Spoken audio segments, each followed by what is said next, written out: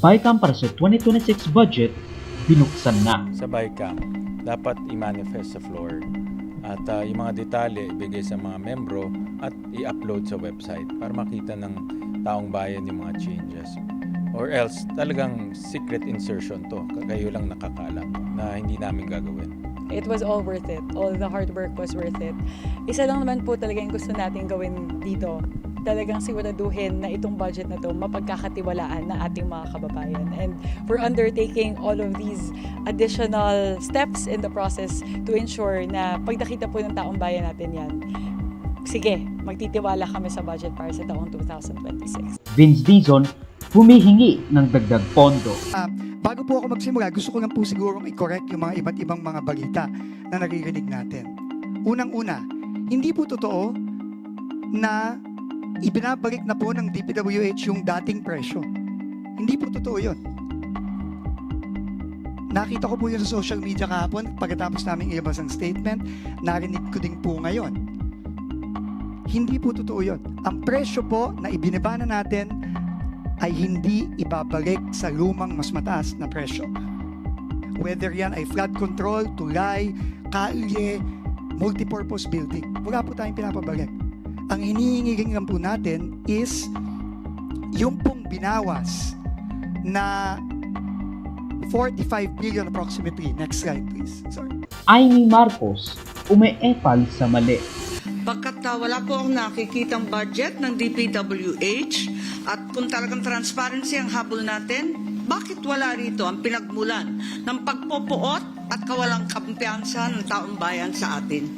Dapat mag-umpisa ang usapin dito sa Public Works. Pero wala sa anumang papel sa 9-page summary o dito man sa binigay sa atin kahapon lamang na reconciliation of disagreeing provisions. Bakit po walang budget yung DPWH? Ang schedule po ng DPWH ay bukas po. Kumusta? I'm Eli Cesar for Joseph and Welcome to News Celebrity Recap Weekly Edition number 134. We have thoughts to cover since last week, so skip the chances provided if it piques your interest and subscribe to the channel kasi wala naman na kayong magagawa.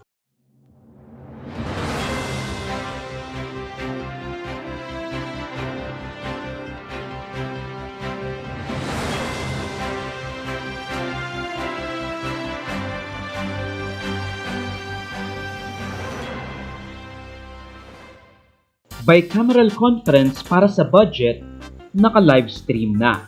After a billion years since time immemorial, hindi natin alam kung ano ang nangyayari sa bicameral conference na iilang senador at congressman lamang ang nakakaalam kung ano ang nangyayari. Well, it only took a ₱1 trillion scandal for this small group of elected officials to walk the talk and push for transparency. Sa BICAM, dapat i-manifest sa floor at yung mga detalye ibigay sa mga membro at i-upload sa website para makita ng taong bayan yung mga changes. Or else, talagang secret insertion to. Kayo lang nakakaalam na hindi namin gagawin. It was all worth it. All the hard work was worth it. Isa lang naman po talaga yung gusto natin gawin dito. Talagang siguraduhin na itong budget na to mapagkakatiwalaan na ating mga kababayan. And we're undertaking all of these additional steps in the process to ensure na pag nakita po ng taong bayan natin yan, sige, magtitiwala kami sa budget para sa taong 2026.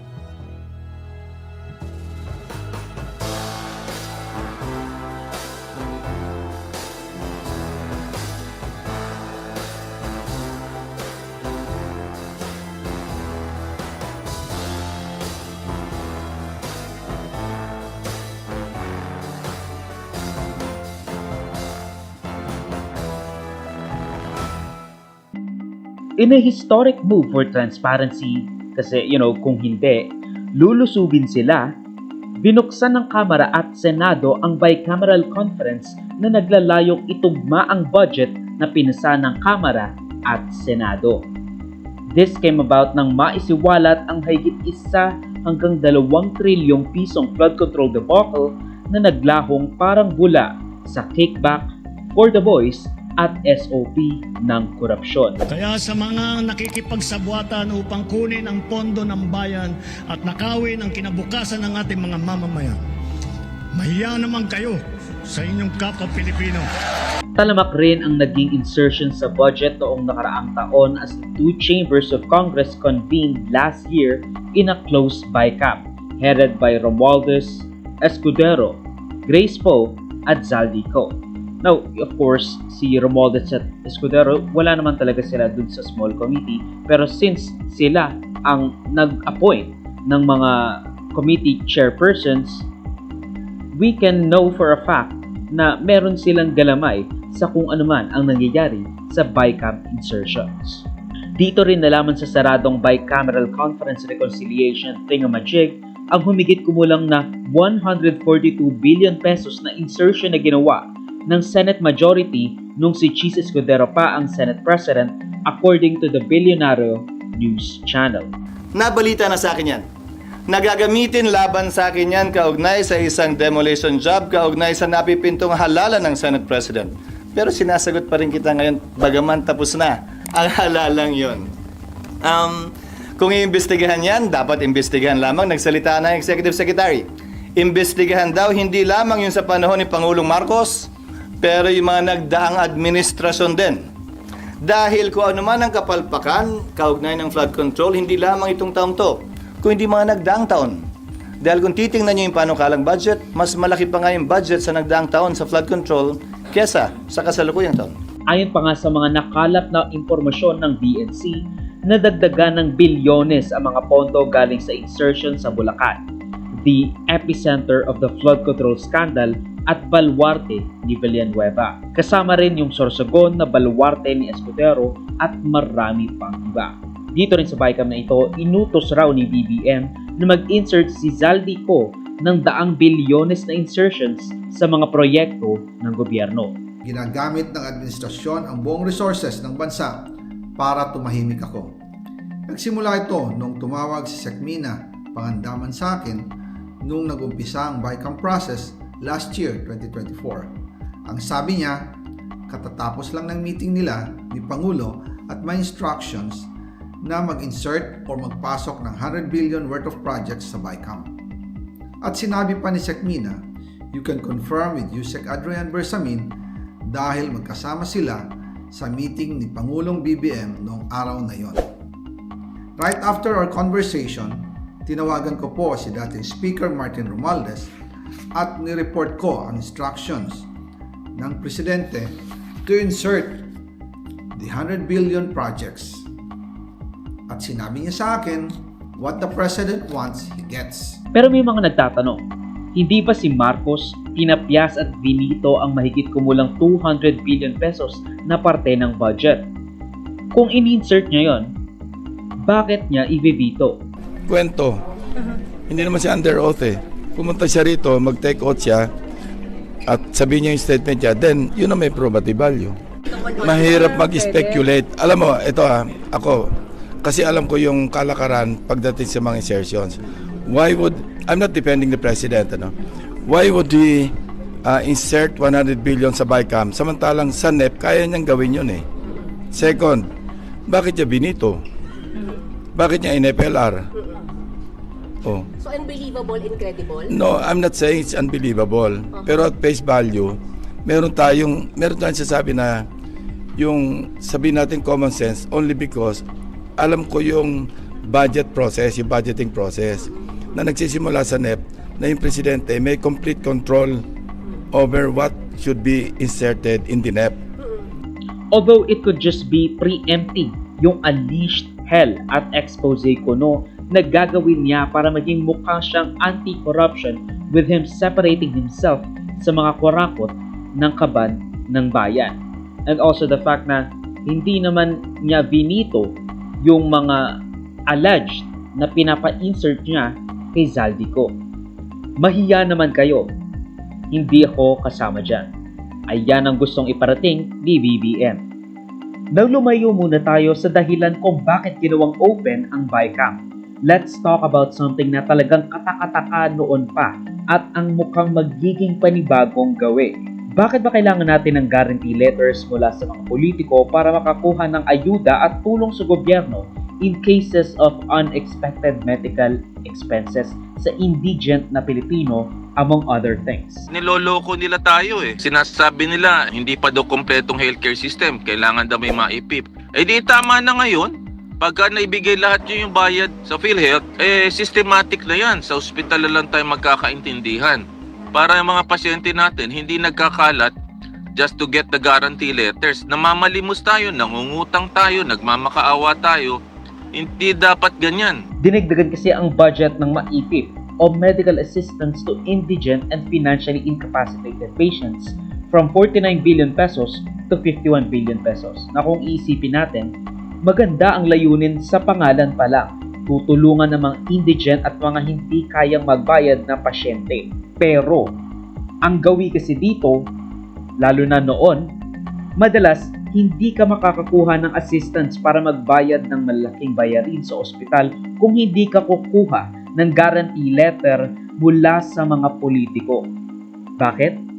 Para magkaroon ng utang na loob ang mga tao sa mga politiko instead of diretsyong libreng pagpapagamot sa pampublikong ospital, diretsyong paghingi ng tulong hindi sa politiko kundi sa ahensya ng gobyerno, imbes na diretsyo sa ospital, ang ginagawa dadaan pa sa kung sino-sinong politiko at social worker kung saan magkakaroon ka ng utang na loob. Now, Senate President Tito Sotto has even floated the idea na i-abolish na yung ideya ng guarantee letters galing sa mga politiko and even sa mga social workers. Hindi yan pork barrel. Hindi namin iaalaw magkakaroon. Maring pork barrel, medical assistance yun, diretso. Hanggat maaaring alisin namin ni GLGL. Pero sa diretso mga na sa sistema, DOH at diretso sa PhilHealth ang funding. Kasi nagiging form siya ng political patronage para makuha lang yung guarantee letter. May utang na loob ka pa. Nagmumukha kasing nanlilimos pa ang taong bayan ng ayuda ng mga politikong hindi naman sa kanila galing yung pera. Actually, maiintindihan ko kung gusto nilang ilagay yung mukha nila kung sila yung nag-donate ng pera. Kung makapagpapila at maglagay ng pagmumukha nila sa pilahan, parang sa kanila galing yung kwarta. Pero syempre, kahit na maganda yung layunin ni Tito Sotto, bakit papayag ang mga yan na mawalan ng guarantee letter kung nakikinabang sila sa utang na loob ng mga may hirap na Pilipinong iboboto sila in the future, imbes na magkautang na loob sa Pilipinas at huwag silang iboto? Kumbaga, they work on different assumptions. They work on the opposite directions and axes. Kasi nga, kapag tama ang boto ng tao, malamang sa malamang yung mga paepal na politiko, yung mga may pangalan para tas nagpapapila pa para sa mga guarantee letter kuno. Ano mangyayari sa mga yan? Easy. Hindi sila iboboto ng tao. Kaya kung ipapadiretso natin sa ospital yung pera, yung sinasabi nga na universal healthcare, mawawalan ng galamay itong mga to para magkaroon ng utang na loob yung tao sa kanila. Ang kakailangan nila gawin, ayuda.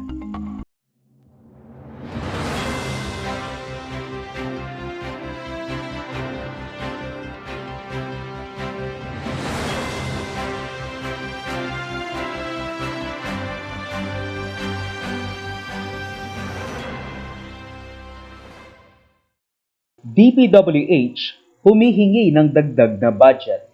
Sino nga bang magtitiwala sa patuloy na pleading ng isang leader ng isang institusyong naging punot dulo ng trilyong pisong korupsyon?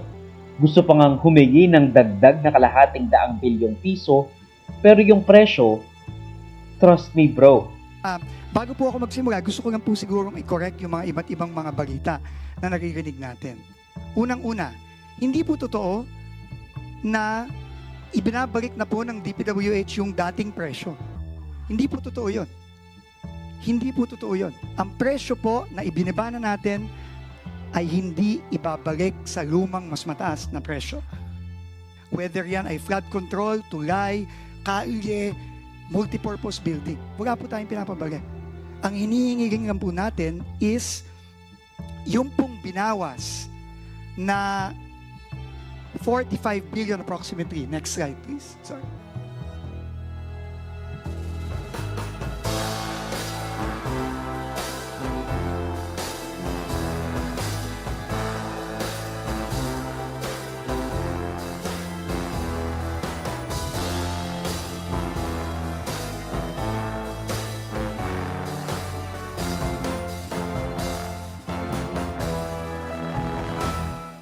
Ayan na nga, humihingi na ngayon si DPWH Secretary Vince Dizon ng dagdag na budget mula sa tinapyas ng Senado. Alam ko po, mahirap po kaming pagkatiwalaan. Pero, yun po ang hinihiling namin sa inyo ngayon. And obviously, with Congress's oversight function, anytime po, pwede nyo po kaming i-check. Pero before we scoff at the eye-watering 54 billion pesos, what the fuck? Now, let's unravel kung bakit ba pumunta mismo si Secretary Vince Dizon sa BICAM na hindi naman dapat historically pumupunta yung mga nasa executive, yung mga gabinete. Thank you, Congressman Alvarez, and to Chairperson Mika. Dahil nga dito sa statement na ito at meron ho nga nakasulat ho dito, to avoid inaccurate costing and potential project unimplementability, at ito ay isang apela sa Senado, gusto rin ho namin marinig yung kanyang pag-aanalisa dito po sa isyong ito, itong CMPD/adjustment factor. Now, a few weeks ago kasi, niyabang ni Secretary Vince ang humigit kumulang average reduction daw of 50% sa material costs ng mga proyekto na, as we can see, overpriced. Pero kung isipin natin, overpriced na nga, madalas ghost project pa. Talagang kawawa ka, Pilipinas. And today, I'm going to announce the details of a major reform measure that, in my opinion, will be the biggest or one of the biggest, if not the biggest, single piece of reform na gagawin natin sa DPWH. At ito ang pagbababa ng overpriced cost of material sa DPWH. So, on average, 50% ang average nito. At yan, makikita nyo. Bibigay namin po sa inyo ito. Pwede nyo na mga picture na. Nakikita na ng mga kababayan natin to. Ganyang kalaki po ang diferensya. Mapapansin nyo, bawat region, iba-iba naman talaga ang presyo. Iba-iba ang presyo kasi ibang... Now, this move apparently brought in an estimated 60 billion pesos in savings ng gobyerno. So kung ganon, bakit humihingi si Dizon ng almost the exact same budget na sinasabi niyang na-save niya? Well, ganito kasi yan. Yung sinasabing 50% average sa presyo is not indicative na dapat lahat ng proyekto across the board sa buong Pilipinas overpriced by over 50%. At para makorek yung 50% na overpricing, ibaba lang by 50%. Magre-resulta raw ang bawas sa budget across the board ng 50% indiscriminately. Magkakaroon tayo ng mga underfunded, tapos yung iba overfunded ng mga proyekto kada rehiyon, probinsya o munisipalidad. Kasi nga, ang ginawa, pangkalahatan indiscriminately. Ang sinabi ko kanina, average of 50% lang naman ang matanggal. Kasi nga average of 50% lang ang na-save. Hindi sinabing 50% all across the board magkakaparehas ang presyo ng bilihin. At magkakapareho ang presyo at antas ng overpricing na ginawa noon. Pero, makikita nyo, across the board, lahat mataas. Meron namang mga region, tulad ng Region 10, hindi ganun kataas. Ito yung ginagagay namin na green, na hindi ganun kataas, below 10%. No? Pero, makikita nyo, dito pa lang, sa asfalto, napakalaki na ng diferensya. Next. Sheet pile. Alam nyo yan, mga sheet pile. Yung mga nakita nyo, na ginagamit na, hindi yero yan. Yan yung mga binabaon. Yan yung nakita natin sa Oriental Mindoro, halimbawa, na binaon pero maigsi. Imbes na 12 meters, 3 meters lang. No? Again, sa mga ibang regions, tulad ng Caraga at Region 12, above 50%. No? On average, it's 36% ang diferensya para sa sheet pile. So makikita nyo, no? Napakalaki ng diferensya, no? Sa iba't ibang region. Meron namang hindi ganun kasama, no? Pero marami din mga napakalaki. Next.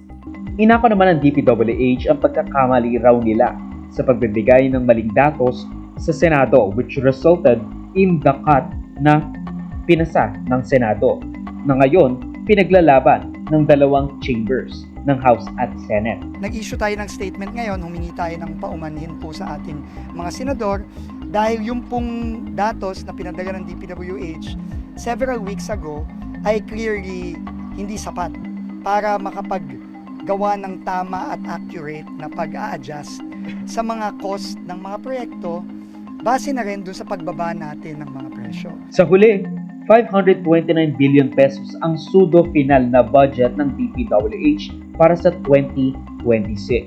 A decrease of more than half sa 1 trilyong pisong total na allocations nila for 2025. Muntikan pa ngang maungusan yung DepEd na mas mababa rin kumpara sa unang budget na pinasa ng Senado at Kamara, ang budget na 529 billion pesos.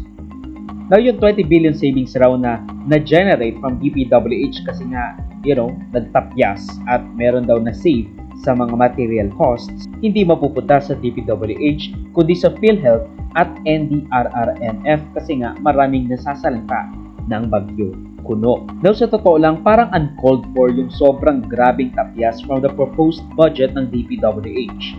Vince Dizon is still in my good graces. Gusto ko siya.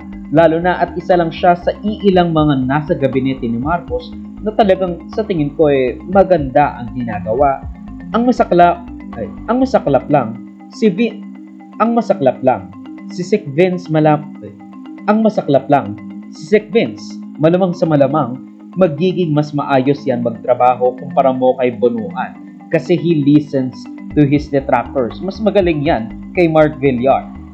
Firing people, implementing reforms sa kanyang departamento, but he is given limited resources than the previous people who are almost guaranteed to have been the corrupt ones. He has to be the one that sets the right tone. He has to be the one that sacrifices yung mga proyekto na maganda sanang mai-implement niya kung hindi lang nabawasan yung proyekto niya.